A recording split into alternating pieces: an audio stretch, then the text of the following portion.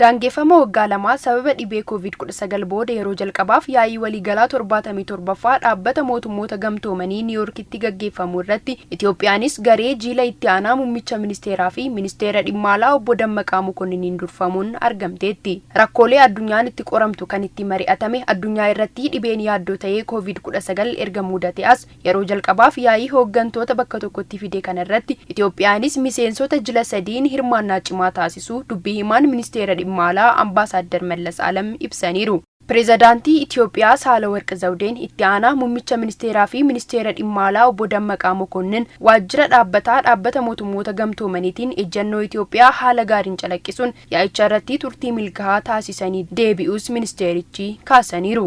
የሀገራችን ተሳትፎ በተመለከተ በሶስት መክፈል ይቻላል።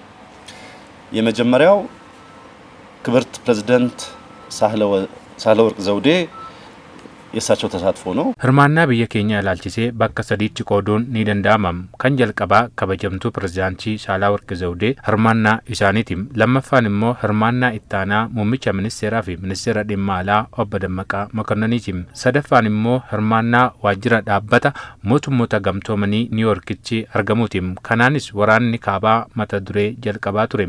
Inni biraan immoo dhimma hidhaa haaromsa guddicha Itoophiyaa waliin walqabatee hidhaa Afrikaatiin qabeenyi kun Itoophiyaa irra darbee biyyoota biroof akka hafu agarsiiftuudha. Sadaffaan rakkooleen addunyaa irratti mudatan kamuu kophaan furamuu hin qaban. Rakkooleen kan walii waan ta'aniif tokkummaa fi tumsii murteessaadha.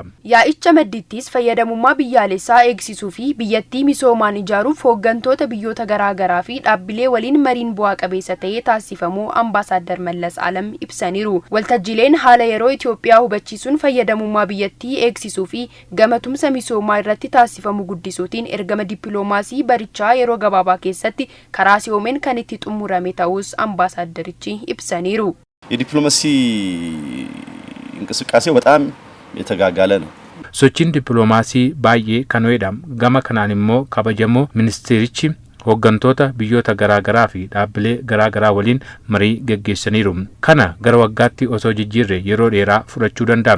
Garuu bakka bu'oota biyyoota garaagaraa bakka tokkotti argachuun carraa dandeessiseedha. Akkasumas yaa'ichi haala yeroo irratti Itoophiyaa hubachiisuun fayyadamummaa biyyattii eegsisuuf carraa dandeessiseedha.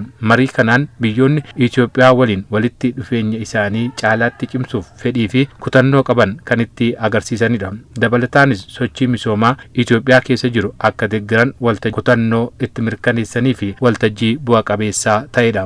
Itoophiyaanonni duudhaa qabaniin tumsi eegumsa qabeenya uumamaa irratti taasisanii fi qancaruu daa'immanii ittisuuf hojiileen qabatamaan hojjetaman yaa'ii dhaabbata mootummoota gamtoomanii baranaa irratti Itoophiyaan fakkeenya taatee milkaa'ina waltajjichaa irratti waamamteen dabalata waltajjicha irratti injifattuu taatee mul'atte jedhu Ambassador Mallas Alam.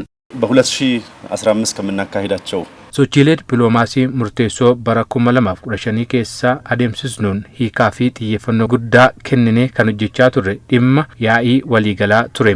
Inni haala milkaa'aa ta'een adeemsifameera.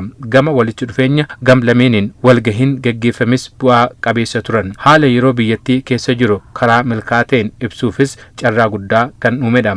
Hojiilee biyyattii keessatti hojjetaman keessaa ashaaraan magariisaa akkasumas hojiileen yeeseqoxaa qalkidaan hojjetaman bakka bu'oota biyyoota garaagaraatiin yaadota fudhatama guddaa argateera. Itoophiyaattis guyyaa lamaaf daawwannaa kan taasisan pireezidaantiin Soomaaliyaa Hassan Sheikh Mohammed walitti dhufeenya uummataa cimaa bu'uura kan taasifate walitti dhufeenyi Soomaaliyaa fi Itoophiyaa caalaatti akka cimuuf marii milkaa'aa kan itti taasisan akka ta'es dubbii himaan ministeera dhimma alaa Ambassador Mallas Alam ibsa waqtaawaa kennan irratti eeraniiru.